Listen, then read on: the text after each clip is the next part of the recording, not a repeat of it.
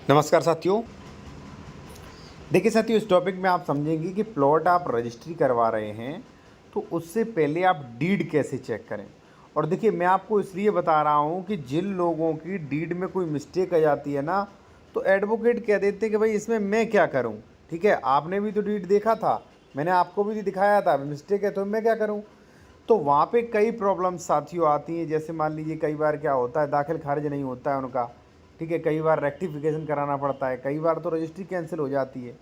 तो ये तमाम अगर चीज़ आप अब बचना चाह रहे हैं धोखाधड़ी से और आप चाहते हो कोई मिस्टेक ना हो, तो आपको मैं कुछ जानकारी दे रहा हूँ, वो आप खुद भी चेक कर सकते हैं साथियों। ठीक है, तो चलिए वो जानकारी क्या है वो आप जान लीजिए। और देखिए, मैं एक चीज़ आपको बता दूं साथियों, अगर आप कोई कानूनी सलाह लेना चाह रहे हैं किसी भी मैटर पे, बेहतर कानूनी सलाह, या कोई डॉक्यूमेंट चेक करवाना चाह रहे हैं, या आप कोई भी प्रॉपर्टी खरीद रहे हैं, वहाँ पे आपको डॉक्यूमेंट चेक करवाना कि ज़मीन सरकारी तो नहीं, डबल रजिस्ट्री, अंश से अधिक विक्रय, सेक्शन 98/43, तो ये चीज़ें आप चेक करवा सकते हैं। कॉन्टैक्ट नंबर वीडियो की डिस्क्रिप्शन में मिल जाएगा साथियों। अब देखिए साथियों, सबसे पहले क्या है वो आप जान लीजिए।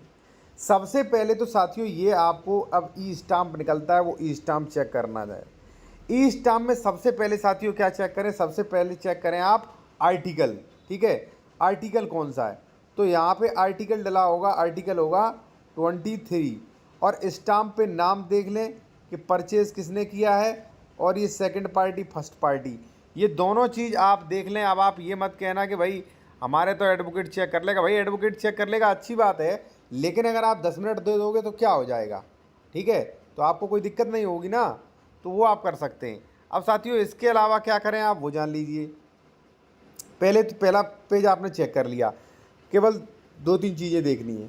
सेकंड में साथियों क्या आपको देखना है कि सर्टिफिकेट नंबर क्या है। देखिए सर्टिफिकेट नंबर देख लीजिए, यहाँ पे जो सर्टिफिकेट नंबर डला है वही इस पर पड़ा है कि नहीं। सर्टिफिकेट नंबर और बैनामा का कीमत देख लीजिए कि कितना लेन देन दिखाया गया है। और देखिए, मैं यहाँ पे आपसे कहूँगा कि अगर पैसा जो है चेक से या मान लीजिए बैंक से आप ट्रांसफ़र कर रहे हैं या नगद दे रहे हैं तो सावधान रहें, कॉन्ट्रैक्ट एक्ट के नियमों का पालन करें, वरना रजिस्ट्री कैंसिल हो सकती है।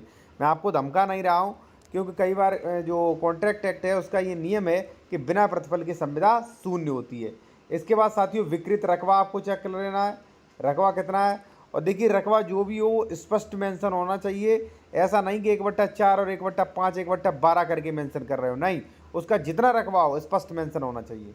ठीक है, और यहाँ पे साथियों आप रकबा देख लीजिए, और रकबा के बाद जो है भूमि का प्रकार देख लीजिए, यहाँ पे कृषि है कि अकृषि है। अब एक चीज़ मैं आपको बता दूं साथियों कि यहाँ पे अकृषि, अगर मान लीजिए सेक्शन 80 नहीं है आपका ज़मीन और यहाँ पे अकृषि लिखा है, तो वो ज़मीन जो है साथियों कृषि ही माना जाता है, उसका 80 करवाना पड़ेगा उसके बाद। अब देखिए साथियों इसके बाद क्या करना है थोड़ा मैं आपको बता दूं। इसके बाद आपको देखिए ये जो आप ये चीज़ें आपने चेक कर ली, उसके बाद आप देखिए यहाँ पे परगना और तहसील और ज़िला देखिए, और ग्राम। अगर साथियों आपका मौजा गलत हो गया कभी भी दाखिल खारिज नहीं होगा, पूरी रजिस्ट्री को आपको फिर से संशोधन कराना पड़ेगा। और देखिए जैसे मान लीजिए आपने क्षेत्रफल यहाँ देख लिया, तो क्षेत्रफल कई जगह लिखा होता है, 4-5 जगह, तो 4-5 जगह देखिए। ठीक है, इसके बाद साथियों आप ये देखिए संपत्ति विवरण क्या है। ठीक है, संपत्ति विवरण क्या है, तो संपत्ति विवरण में देखिए खाता संख्या आपका स्पष्ट है कि नहीं, घाटा संख्या स्पष्ट है कि नहीं, और क्षेत्रफल स्पष्ट है कि नहीं, बहुत ज़रूरी है। उसके बाद फिर से संपत्ति का क्षेत्रफल देख लीजिए।